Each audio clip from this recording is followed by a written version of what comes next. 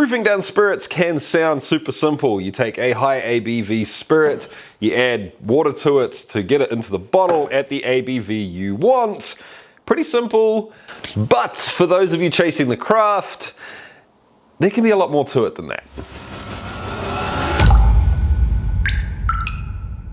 How's it going, chasers? I hope you're having a kick-ass week. I'm Jesse, welcome to Still It. This is the channel all about chasing the craft of home distillation and making it a legitimate hobby. Alright guys, today we are talking proofing, and it is one of those things that can be deceptively simple or simply deceptive depending on exactly what you're doing. For example, a lot of people will think proofing is simply the art or the science or the monotony of taking a high proof spirit and proofing it down to the bottle ABV you want. But it turns out you're going to proof spirits down a whole lot more than just that when you're in this craft. So today we're going to be talking about the actual mechanics of it, what you need to know, how you can go about it, things that can go a little bit wrong. But we're also going to be talking about when this happens and the specifics of what you want to know at each of those points. But before I do, I need to let you guys know that these things, these Still It coins, are now available. They're on the website.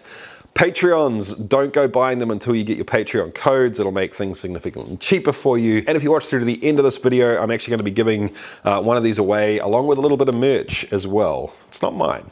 You'll see that at the end. So the first time that new distillers may run into this problem of proofing down spirits is when they need to put spirit back into the still. And there's a couple of times this might happen, right? So perhaps you're doing multiple distillations. You're doing, the Irish triple pot distilled.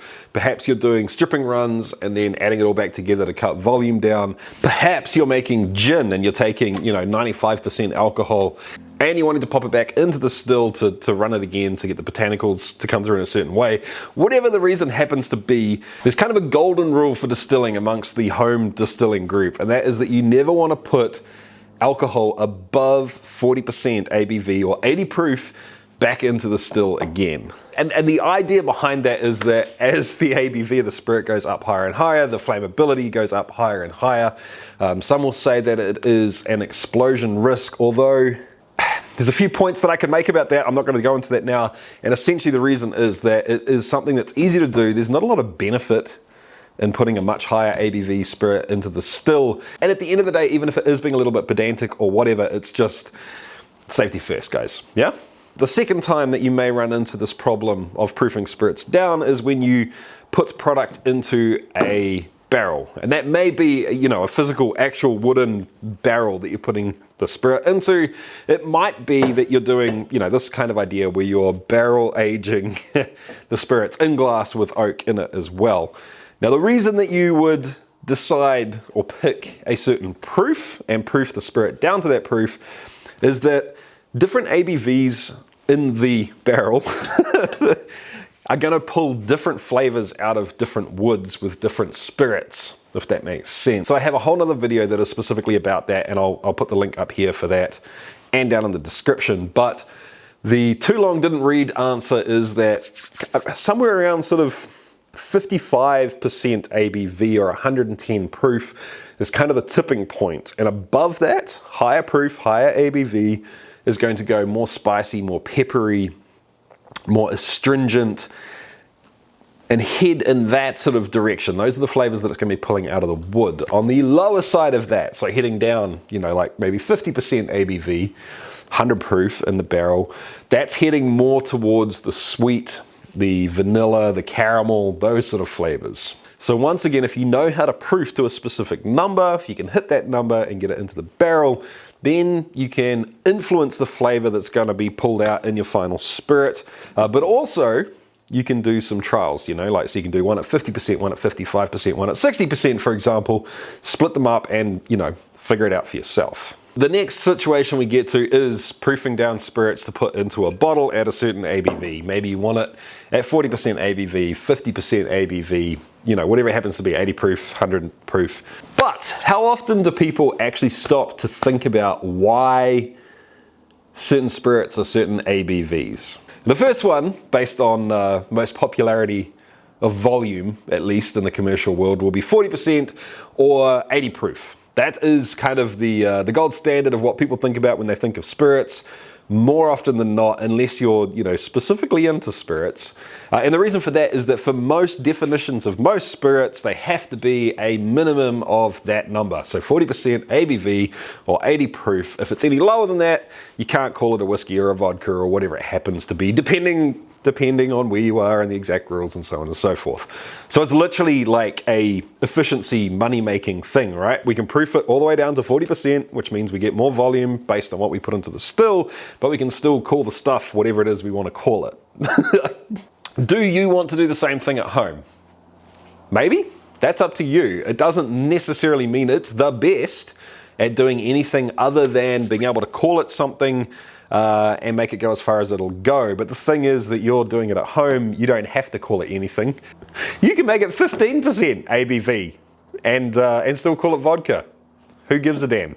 The real question here, I think, is, what are the advantages and disadvantages? So obviously the further you proof it down, the main advantage is volume. You get more of it. But the second thing, and I think this is probably most important for us at home, is that different spirits will literally taste different at different proofs. And I'm not talking about it's the same flavor but different intensities.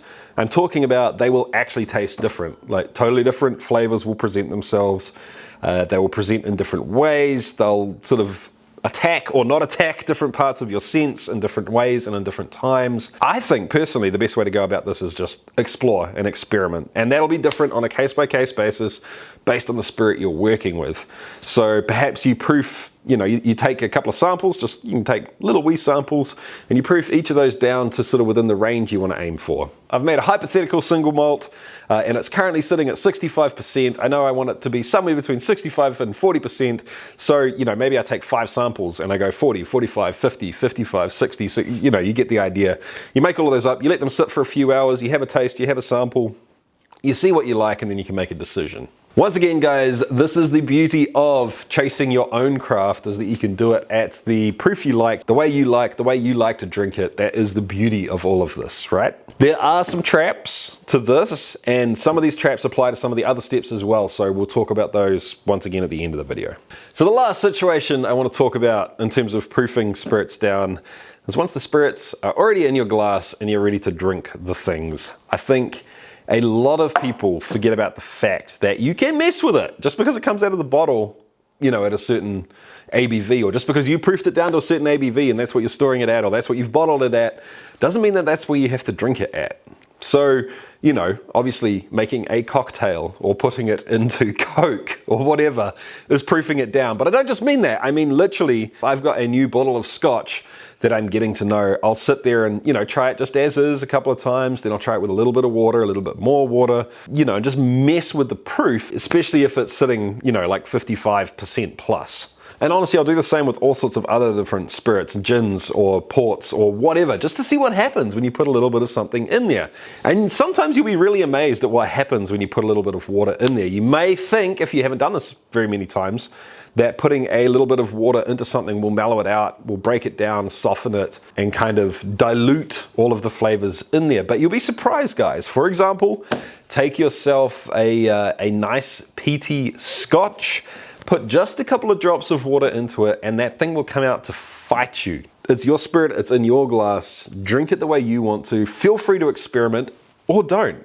If you know you love it at a certain ABV, then just have at it. So before we start talking about some of the pitfalls that you can fall into in this process, I got 2 things I need to tell you. Number 1 is I need to say a huge thank you to these guys over here. I'm sure if you've been watching the videos for any length of time, these are the ones that keep the lights on. Thank you guys, I totally appreciate it. And second of all, I did say that I was going to be giving some merch away at the beginning of this video. So we've got a Chase the Craft coin, a Chase the Craft pin, and a t-shirt, which is not from me. It is from Black Hat Distilling. And the reason for that is this competition is essentially a thinly veiled excuse to say a huge congratulations to Kim, who has landed himself a head distiller job at Black Hat Distillery. It's a pretty small operation, and he's got a whole lot of work cut out for him to get the place up to speed. So if you want to enter the video, all you have to do is drop a comment on this video and tell me two things, at least two things anyway. So the first thing you need to do is give me a yes or a no to this question. If you had the opportunity to go pro or to go commercial in distilling, would you take it? And then the second part of the question is why? Why would you do that?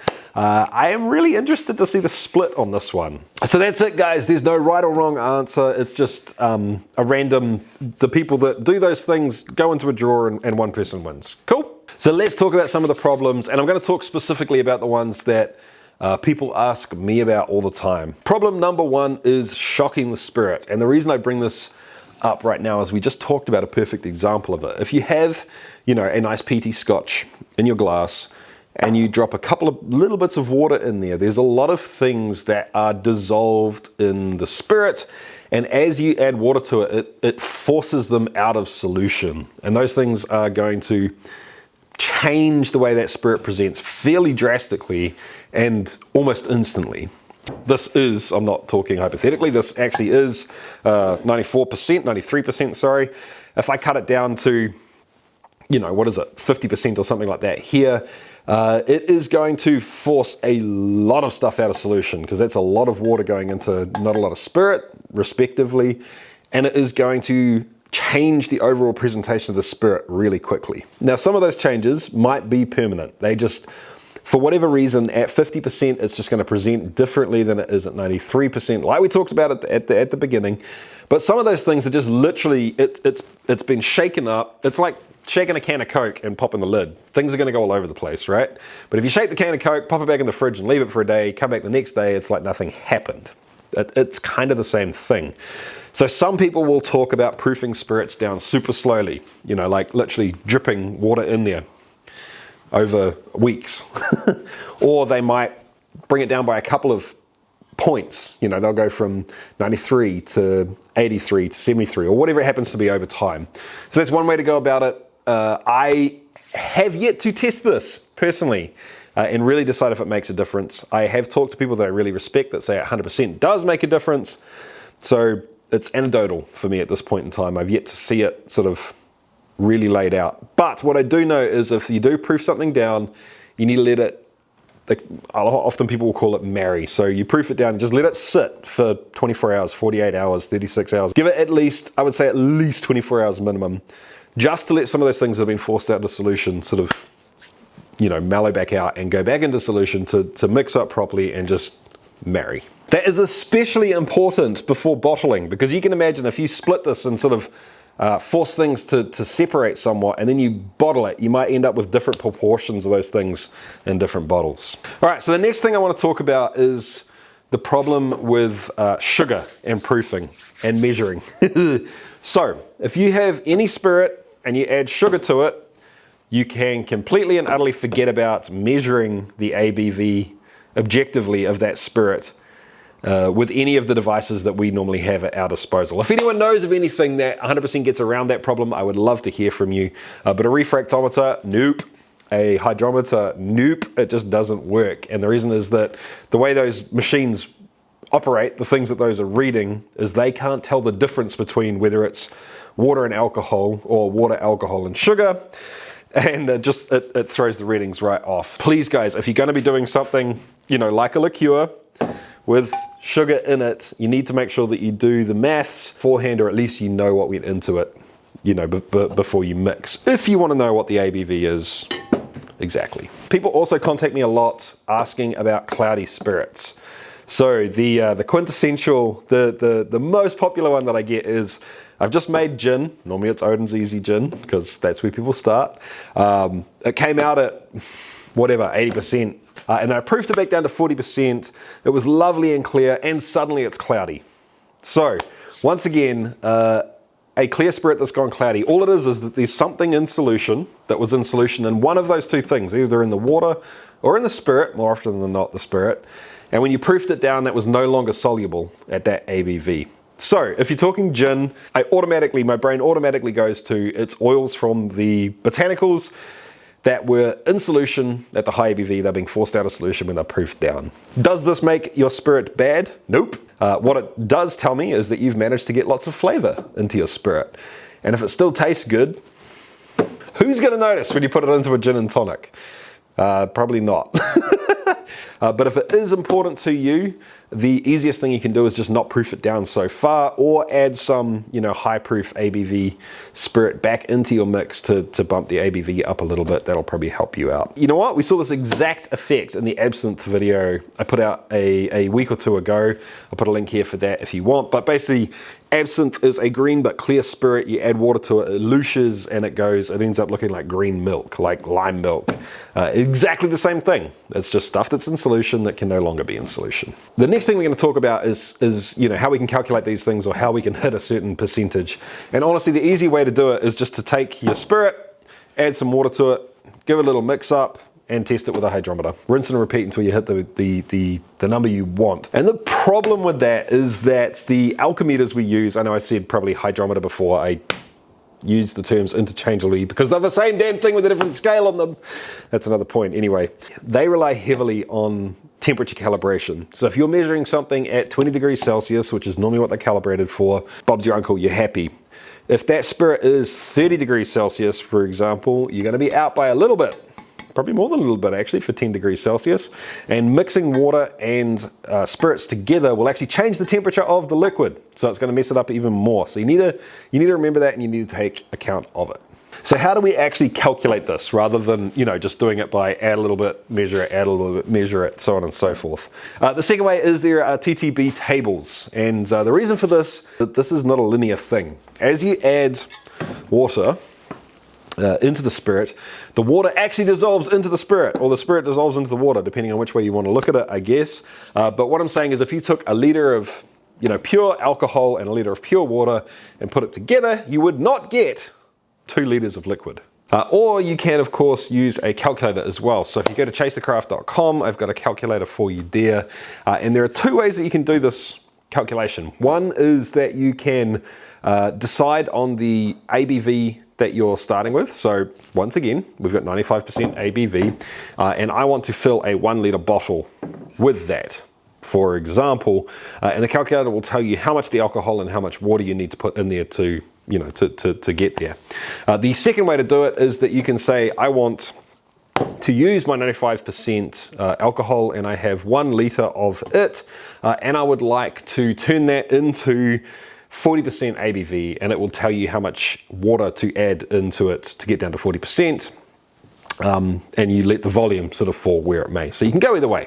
To be 100% honest with you guys, I don't stress this stuff too much, and the reason for that is because honestly, if I'm out by 1 or 2%, it's kind of whatever. I don't have to hit super specific proofs or percentages, to match the label that's going on my commercial product. I don't have to worry about that. So if I'm out a little bit, I'm out a little bit. All right, team, so I hope that helps some of the people that are newer to these things out. If you do have comments, or you think I've missed something, or I've got something wrong, by all means, drop some comments down in the comment section below. So I hope you enjoyed the video, guys. If it helps you out and you learn something from it, or you just enjoy these videos, make sure to give it a thumbs up, hit the subscribe button, and ring the notification bell, and I will catch you next time, guys. Keep on chasing the craft. See ya.